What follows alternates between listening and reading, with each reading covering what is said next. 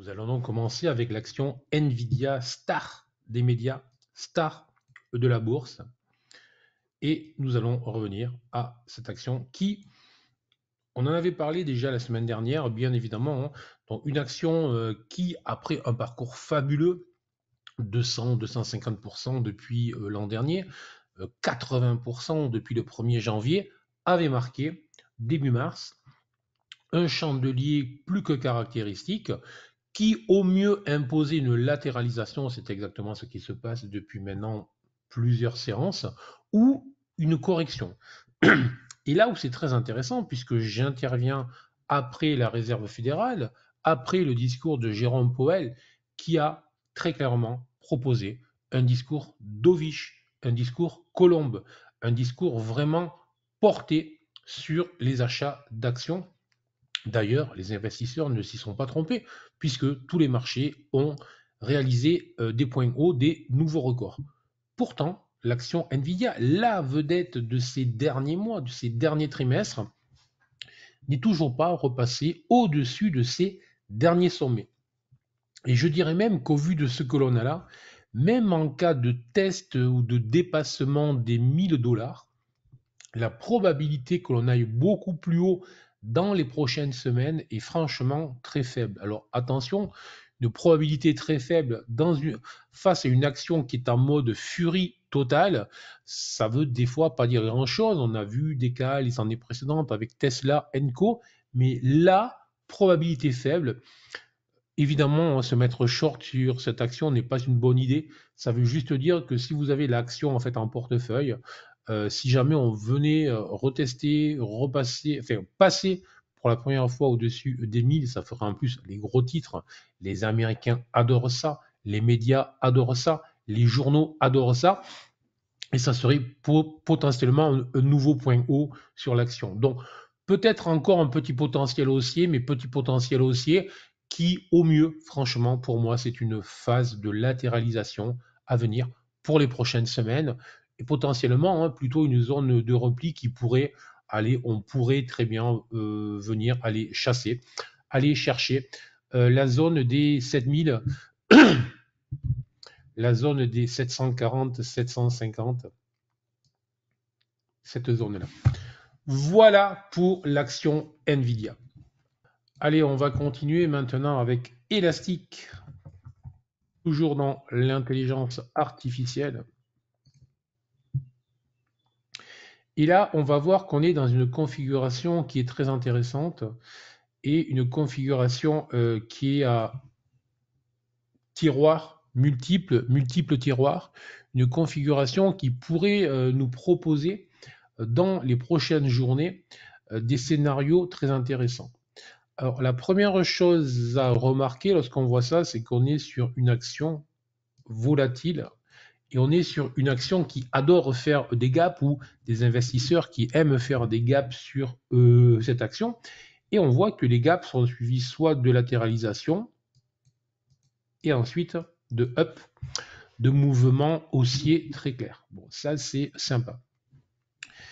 Mais lorsque je vois qu'il y a des gaps haussiers, je constate aussi qu'il y a des gaps baissiers clairs, significatifs. Et un gap baissier qui, lui, a été suivi immédiatement d'une phase de baisse, d'une directionnalité baissière, et qui est venu enfoncer le dernier bas, et qui est venu tutoyer, chercher le pied ou le haut du gap, donc le pied du gap haussier précédent. Donc là, ce qu'il y a de très intéressant, c'est que je suis à la fois dans une zone d'achat potentiel, puisque ce niveau-là représente bien une zone support, donc une zone d'achat en tendance haussière, mais que je suis soumis quand même à la pression de ce gap baissier.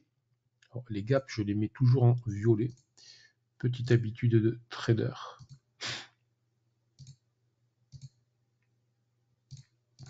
Donc, ce gap baissier entre les 130 et les 119 $, met très clairement la pression sur les acheteurs, puisque tous ceux qui ont acheté cette zone se sont fait piéger et voient leur cours, leur action, leur portefeuille baisser, alors que la plupart des actions sont en hausse, alors que la plupart des indices font des records. Donc c'est toujours une pression. Donc zone d'achat potentiel, mais attention, je ne dis pas du tout une zone d'achat sur niveau. Il faudrait vraiment que l'on ait ici une configuration en chandelier japonais. Je vous invite à voir tous les webinaires que j'ai pu faire sur le sujet et je vais ouvrir d'ici les prochaines semaines, si ça vous intéresse, une série de webinaires dédiés au chandelier japonais avec des exemples pratiques, des trades réalisés, etc., qui seront très utiles. Donc vraiment, et sûrement la formation la plus complète qui existera sur le marché français parce que j'ai passé un nombre incalculable d'heures pour la réaliser. Donc une configuration en chandelier japonais sur le pied de ce gap serait très intéressante à surveiller. Donc vraiment un maximum d'attention, de surveillance. Si jamais si jamais l'action ne réalisait pas ce signal dont je vous parle, donc une configuration en chandelier japonais intéressante et que l'on break ce niveau support, à ce moment-là, effectivement, il faudra tout simplement s'intéresser à un autre niveau. Et cet autre niveau est ce niveau-là, c'est-à-dire le niveau du gap haussier qui a été réalisé. Je ne sais pas pourquoi je l'ai mis là aussi. Je pourrais le mettre en violet, bien évidemment. Voilà, un encadrement de gap. Un encadrement de gap. On va mettre les mêmes couleurs, ça sera plus sympa. Donc, surveillance à ce niveau-là.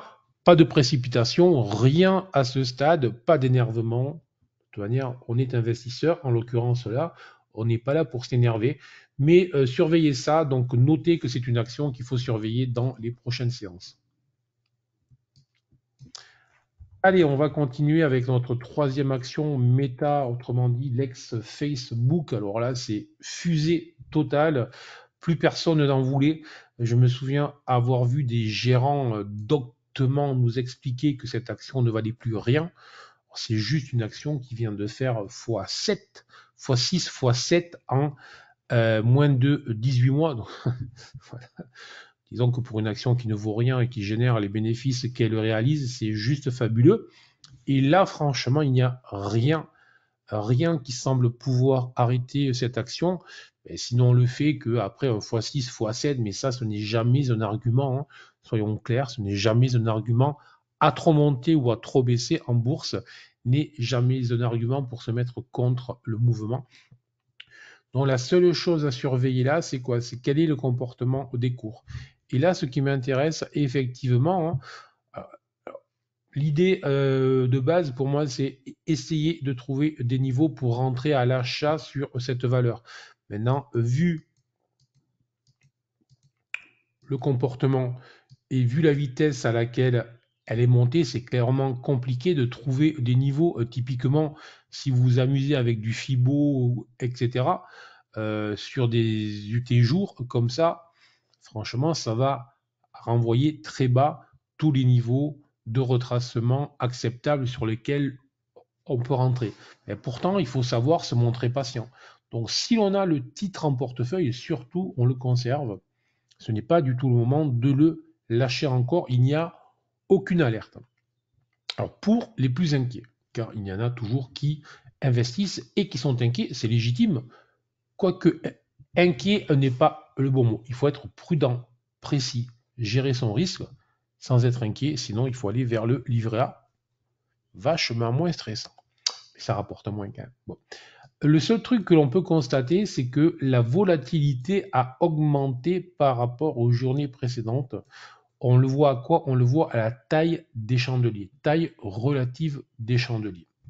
Ça, c'est toujours très intéressant à noter. Alors, il y a aussi, attention, un effet loupe, hein, c'est-à-dire que, évidemment, la volatilité relative en pourcentage, lorsqu'on était à 300, lorsqu'on est à 500, pour un même pourcentage, le chandelier est légitimement, je vais y arriver, plus grand. Bon. On pourrait presque, même sur 18 mois, devoir mettre cette action avec une échelle logarithmique ici, tellement la progression est spectaculaire, colossale. Bon. On va rester sur cette échelle-là. malgré tout, on est quand même sur une augmentation de volatilité en pourcentage et pas uniquement en nominal. Ça, c'est un petit signal que peut-être une petite excitation des acheteurs et des petites excitations des acheteurs après un x6 sur le cours en 18 mois, effectivement, peut être le prélude à des phases de repli. Et personnellement, c'est une action qu'il nous faut regarder pour le moment et à ce stade. Hein, notre job, c'est pas de deviner l'avenir, c'est d'acter ce que l'on a sous les yeux. Donc pour moi, tout repli et premier repli serait dans cette zone-là. Sauf que le problème que nous avons là, c'est qu'un repli dans cette zone-là, c'est déjà, je vais y arriver à le trouver, un repli autour des 450, ce qui implique au moins 10% de baisse. Mais c'est pour moi la première zone d'achat. Donc première zone à surveiller pour une zone d'achat. Pas autre chose à dire sur ce titre. Pas d'inquiétude à moins de considérer que 10% de baisse soit une inquiétude, pas d'inquiétude à ce stade. Je regarde, j'observe pour passer à l'achat sur ce titre, mais 10% plus bas, là aussi de la même manière que l'action précédente, bien évidemment, à condition que l'on ait sur ces niveaux-là des signaux en chandelier japonais. On va continuer avec le bon nom Nutanix. Alors, toujours dans l'intelligence artificielle, là aussi, on est sur des parcours assez phénoménaux. Hein. Lorsque vous passez de 13-14 à 68 en 18 mois, vous voyez, ça fait quand même des hausses spectaculaires. Mais là, il y a une configuration qui m'intéresse. Et là, attention, avec un maximum de prudence dans ce que je vais raconter, je vais me montrer un peu contrariant. C'est-à-dire, alors, lorsque je dis contrariant, ça veut dire que je m'intéresse à toujours la même chose. Je vous rappelle, j'essaye d'être le plus pédagogique, le plus simple possible. Donc, je veux dire par là que on est potentiellement dans un marché qui est en train de dessiner une configuration de retournement. Lorsque je dis ça, je le dis avec un maximum de prudence. Pourquoi? Parce que je suis vraiment dans de l'anticipation. On est très loin d'avoir acté un retournement. Mais ce gap qui a été dessiné, donc on est vraiment, vous le voyez sur beaucoup d'actions qui nous dessinent des gaps, ce gap qui a été dessiné là, et ce gap est suivi par une configuration qui ressemble fort à ce qu'on appelle un rounding top. Un rounding top en analyse technique et un sommet arrondi, et ça peut être une configuration de retournement. Il faudra valider tout ça. J'ajouterai que j'ai ici une configuration en étoile du soir avec deux doji. Donc là aussi, c'est une configuration de retournement en chandelier japonais. Et je constate même que j'ai eu 3 doji consécutifs qui sont venus faire le sommet. Autrement dit, c'est une action qui est montée sans jamais réussir à clôturer clairement. Donc hausse, oui, mais sans impulsion réelle, sans maintien de la pression acheteuse jusqu'à la fin de journée. Donc prudence maximale. Alors le signal baissier le plus puissant que nous aurions serait une ouverture à ce niveau-là, sous les 59 et avec une clôture, j'exagère la taille du chandelier, et avec une clôture sous ce gap. Donc, autrement dit, si on avait une île de retournement, sont deux gaps. Voilà, donc un rounding top avec une île de retournement, donc je suis dans de l'anticipation, mais attention, voilà. Alors, une fois que j'ai dit ça, que j'ai fait bien mon trader contrarien, on va être bien d'accord.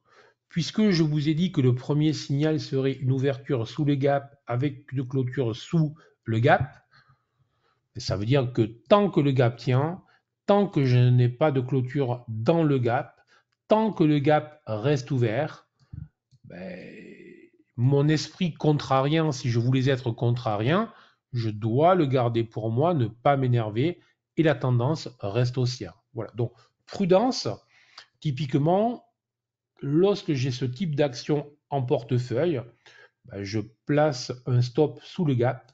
Tant que ça tient, je ne bouge pas. Et si l'on vient, je suis exécuté, je sors, je n'en parle plus calmement.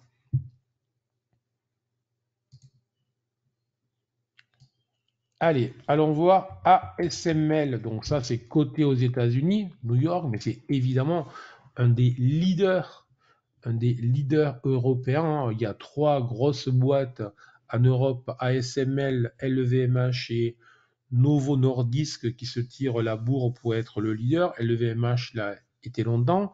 Novo Nordisk a pris le leadership, je parle au niveau de la taille de la capitalisation. Et ASML, hollandais, Pays-Bas, tire pas mal pour eux. Bon.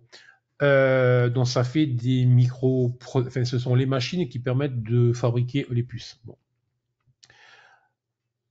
Ils ont pratiquement le monopole sur le sujet. Là aussi, un remarquable parcours, c'est haussier. Attention, là aussi, c'est un peu à l'image de ce qu'on a vu avec Nvidia. Je vais commencer à me montrer prudent sur un certain nombre de valeurs.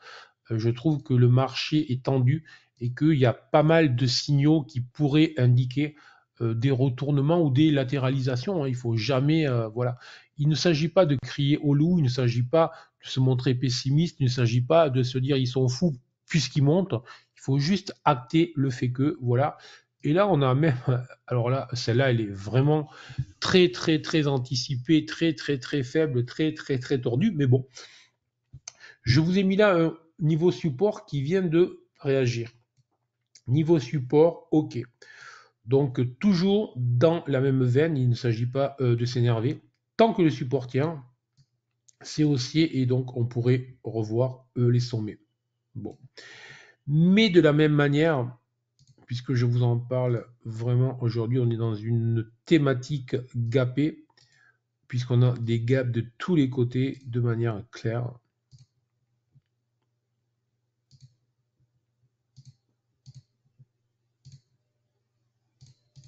Voilà, et on pourrait encore en retrouver ailleurs. Là, je ne vous trace que les plus gros. Donc là, en fait, on voit que l'action est venue tester le gap, qu'on est en train de rebondir.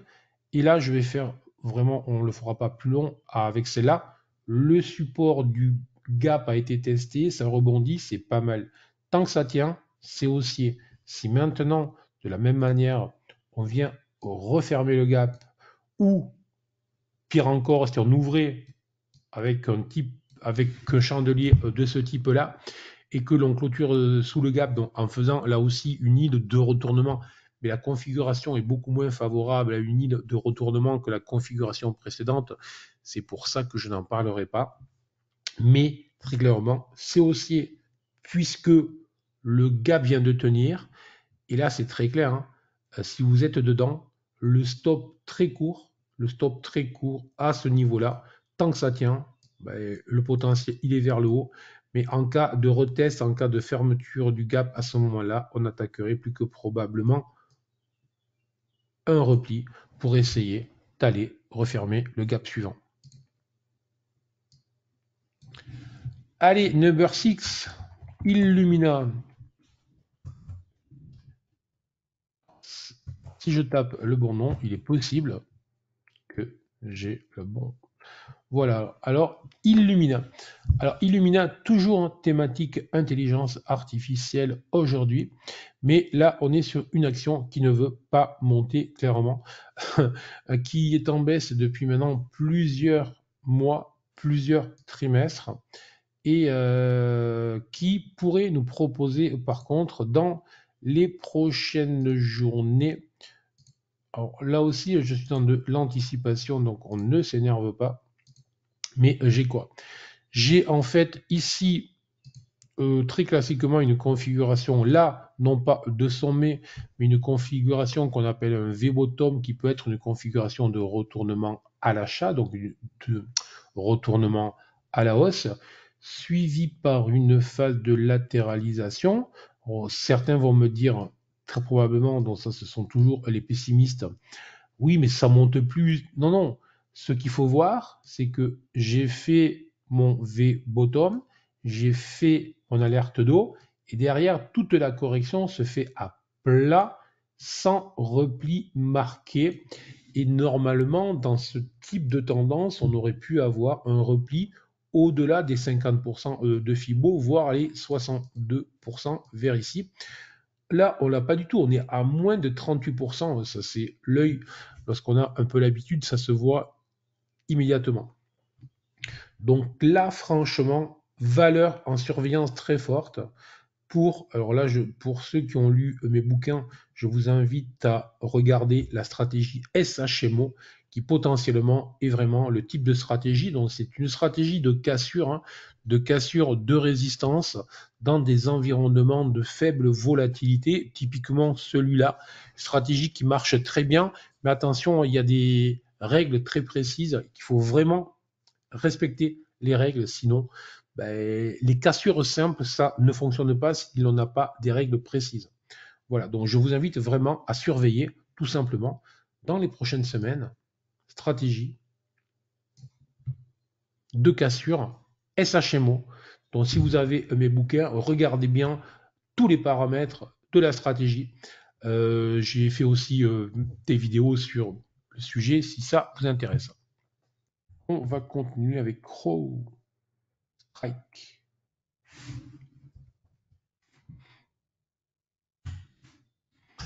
Alors, toujours dans tant que ça monte, je gagne. On est aussi dans des entreprises, dans une action qui a eu un parcours assez formidable. Mais attention, une action qui aussi, depuis le 6 mars, ses résultats, si je ne m'abuse, a été acheté brutalement. Et derrière, tous qui ont acheté à 360-61 à l'ouverture du 6 mars, perdent plus de 10%. Et dans un marché qui gagne, quand vous perdez 10%, vous sous-performez très largement le marché et ça fait jamais plaisir. Et là, si je regarde, alors je le dessine mal parce que je dessine mal avec ma souris, mais l'idée est bien celle-là. Alors je vais essayer de mieux le dessiner en levant l'autre. Efface-toi s'il te plaît. Ah, il m'efface tout en même temps maintenant. Ok, alors on va refaire comme ça. Voilà. Donc, un magnifique diamant potentiel. Un diamant, c'est une configuration, là aussi, de retournement. Mais bon, ce qui m'intéresse le plus, c'est ce gap haussier, cette ouverture au-delà des 360, cette clôture très proche des bas. Et depuis, même s'il n'y a pas eu de grosses ventes, il n'y a pas eu de tentative, hormis par des ombres hautes, de retester les hauts, de revenir à l'ouverture.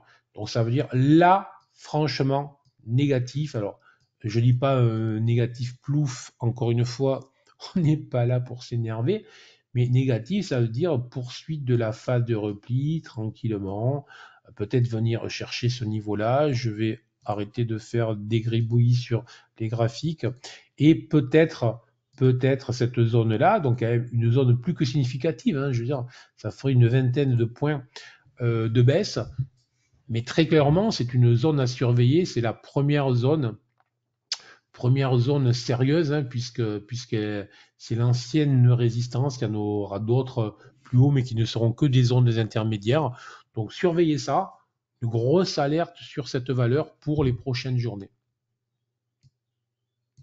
On était à 7, on arrive à 8. Et on finira avec Tenet L-Square. Une autre fusée moins spectaculaire et avec une configuration haussière, alors qui est en mode fusée depuis les 50, mais je dirais on n'est jamais qu'à x2 en 6 mois, donc on est sur un rythme relativement lent. pour les valeurs américaines. Mais ce qu'il y a de très intéressant, c'est qu'on est sur une valeur. Attendez, il faut que non, c'est pas ça que je voulais faire. On va revenir là. Voilà. On a eu une première phase de hausse, phase de repli sérieuse. Donc là, on est venu chercher pratiquement les 62%. Et on a rebondi. Donc là, on est sur une structuration de tendance beaucoup plus propre que lorsqu'on fait des x2, x3 sans pause, sans arrêt et que ça booste tout le temps. Alors, la difficulté, par contre, évidemment, sur ce type de valeur, c'est de se dire je fais quoi avec. En fait, sur ce type de valeur, il ne faut pas s'embêter. Normalement, l'entrée, elle était sur le gap. Bon. Dès lors que l'on est dedans, il faut l'accompagner et surtout pas s'énerver. Là, à ce stade, je n'ai aucun signal de pause, aucun signal d'arrêt du mouvement. Lorsque le signal arrivera, et on en a vu pas mal, encore une fois, les chandeliers japonais à ce stade sont une aide très précieuse pour jouer à ça. Voilà, donc haussier, pas d'alerte, des achats sur repli, mais qui sont très éloignés. Et bon, de toute manière, à ce stade, on est sur un mouvement très impulsif, donc ça sera très compliqué à les trouver. Donc, je l'ai en portefeuille, je la conserve, je la garde, je me laisse porter tant que je n'ai pas une alerte sérieuse. Voilà. Bon, n'hésitez pas, si ça vous intéresse, à liker, partager, bien évidemment, et je vous dis à la semaine prochaine